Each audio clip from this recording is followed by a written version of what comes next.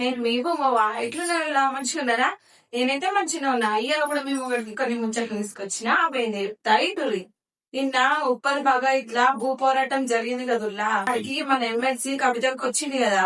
కవితను అరెస్ట్ చేసారు కదులా. నిన్న అరెస్ట్ చేసారు అని ఇంకా ఈడ్చుకోవుడు, కింద పడేసుడు, కాలు వేసి కొట్టుడు ఎంతవరకు కరెక్టుల్లా? ఇప్పుడు తెలంగాణ ఉద్యమంలో అక్క పాల్గొన్నది. ఒక ఎమ్మెల్సీ, తెలంగాణ జాగృతి అధ్యక్షురాలు, ఒక ముఖ్యమంత్రికి బిడ్డే, మళ్ళా మన తెలుగుంటే ఆడపిల్లనాయే. మరి గట్ల ఎంతవరకు న్యాయం? గట్ల తీసుకోవడు ఏదైనా ఉంటే మాట్లాడాలి కదా. మరి ఈ ముచ్చట మీద పబ్లిక్ అయితే చాలా గరమైతురుల్లా. అయితే పోలీసులు అరెస్ట్ చేసేటప్పుడు కవితకు ఒక మాట అన్నదుల్లా, ఒక మహిళను కూడా చూడకుండా పోలీసులు ఇట్లా తీసుకోవడు ఎంతవరకు న్యాయము?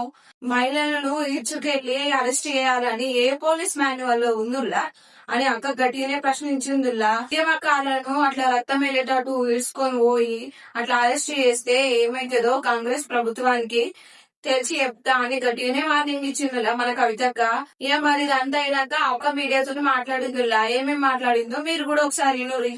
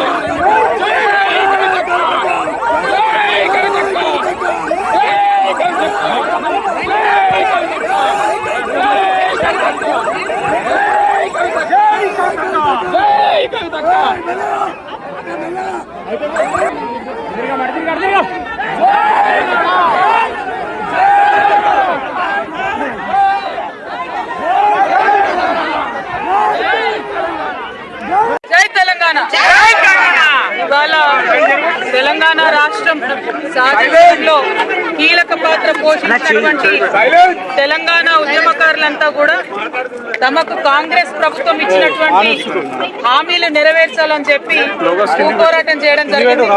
వారికి మద్దతుగా తెలంగాణ రక్షణ సేన నుండి మరి మేము మా పార్టీ శ్రేణులు అందరం కూడా పెద్ద ఎత్తున భూపోరాటంలో పాల్గొనడం జరిగింది. ఇవాళ నేను కాంగ్రెస్ ప్రభుత్వాన్ని ఒకటే మాట అడుగుతా ఉన్నా. మాట ఇచ్చింది మీరు, 250 గజాల జాగా ఇస్తామన్నది మీరు, పెన్షన్ ఇస్తామన్నది మీరు, అమరుల కుటుంబాలను ఆదుకుంటామన్నది మీరు. 30 నెలలు అయిపోయింది, ఇంకొక 6 నెలలు అయిపోతే ఎన్నికల సంవత్సరం వస్తుంది. అప్పుడు మీరు చెప్పినా మీ మాట వినేవాడు ఉండరు, ఏ ఆఫీసర్ గాని ఎవరు గాని. మరి ఇప్పటి వరకు కూడా కనీసం మీరు ఉద్యమకారులను ఐడెంటిఫై చేయలేదు. ఇప్పటి వరకు కూడా వాళ్ళకి ఎక్కడ ల్యాండ్ ఇస్తామో చెప్పడం లేదు. ఇప్పటి వరకు కూడా అమరుల కుటుంబాలకు ఏం చేస్తారో చెప్పడం లేదు. ఇవాళ ఈ తెలంగాణ రాష్ట్రంలో అమరవీరుల కుటుంబాలు ఘోష చెందుతా ఉన్నాయి. ఇవాళ ఉద్యమకారుల నెత్తురు చిందించిన రేవంత్ రెడ్డి గారు, మీరు గుర్తుపెట్టుకోండి, మీ కౌంట్ డౌన్ స్టార్ట్ అయింది ఈ రోజు నుండే. ఉద్యమకారుల రక్తం చిందించినటువంటి మీ పాత కాంగ్రెస్ ప్రభుత్వం కూడా బాగుపడలేదు, ఇప్పుడు మీ ప్రభుత్వం కూడా బాగుపడరు. అంతేకాదు, వారికి రక్షణ కవచంగా ఇవాళ మా టీఆర్ఎస్ ఆడబిడ్డలందరం కూడా వెళ్ళినాం. డీజీపీ గారిని అడుగుతా ఉన్నా నేను, ముఖ్యమంత్రి గారిని అడుగుతా ఉన్నా నేను, మహిళా మంత్రులను అడుగుతా ఉన్నా నేను, మంత్రివర్గాన్ని అడుగుతా ఉన్నా. ఇవాళ మహిళా కార్యకర్తల పైన నా పైన ఏ విధంగా పోలీస్ వారి వ్యవహారం ఉందో ఒకసారి చూడండి, వీడియోస్ చూడండి. డీజీపీ గారిని స్ట్రేట్ గా అడుగుతున్నా, ఏ పోలీస్ మాన్యువల్లో మీరు మహిళల్ని ఈడ్చుకెళ్లాలని రాసి పెట్టుందో చెప్పాలా ఇవాళ? మీరు ఏం అడిగినాం? మేము కొత్తగా అడిగినామా? మీరు చెప్పింది అడుగుతా ఉన్నాం. రాజకీయాల్లో మాట ఇచ్చే ముందు ఆలోచించుకోవాలి. దాన్ని మీరు నిలబెట్టుకునే ధైర్యం లేకపోతే మాట ఎందుకు ఇచ్చిండ్రు? ఉద్యమకారులను మోసం చేస్తే చూసుకుంటే ఎట్లా ఊరుకుంటాం? ఖచ్చితంగా నిలదీస్తాం, ఇక ముందు కూడా నిలదీస్తూనే ఉంటాం. ఇవాళ మేము కోరేది ఒకటే, మీరు కేబినెట్ సమావేశం పెట్టుకున్నారు. ఈ కేబినెట్ సమావేశంలో ఉద్యమకారుల విషయానికి మీరు క్లారిటీ ఇవ్వండి. ఎప్పుడు భూమి ఇస్తారో చెప్పండి, వారికి ఎట్లా న్యాయం చేస్తారో చెప్పండి. కానిస్టేబుల్ అభ్యర్థులు ఉన్నారు, వాళ్ళు సెక్రటేరియట్ ముట్టడి చేస్తా ఉన్నారు, వాళ్ళకి ఎట్లా న్యాయం చేస్తారో చెప్పండి. ఊరికే కేబినెట్ మీటింగ్లు పెట్టుకోవడం, మెట్రోలని మూసీలని పెద్ద పెద్ద వాళ్ళ మాటలు మాట్లాడడం, మీరు ఇచ్చిన 6 గ్యారెంటీలు అమలు చేయకపోవడం ఇది కరెక్ట్ కాదు. ఖచ్చితంగా ముఖ్యమంత్రి గారు, కాంగ్రెస్ ప్రభుత్వం ఆన్సర్ చేయాల్సిందే. ఇదంతా ఒక దిక్కు నడుస్తుంటే బీఆర్ఎస్, బీజేపీ, కాంగ్రెస్ లో ఉన్నటువంటి ఎవరు కూడా ఉద్యమకారుల అరెస్టును ఖండిస్తలేరు. ఎందుకోసం ఖండించడం లేదు? వారికి టీఆర్ఎస్ పార్టీ అండగా ఉంటే వారు ఉద్యమకారులు కాకుండా ఉంటారా? ఇవాళ ఉద్యమకారుల మీద లాఠీలు ఎట్లా విరుగుతాయని అడిగేటటువంటి ధైర్యం ఎందుకు ప్రతిపక్షాలు చేస్తలేవని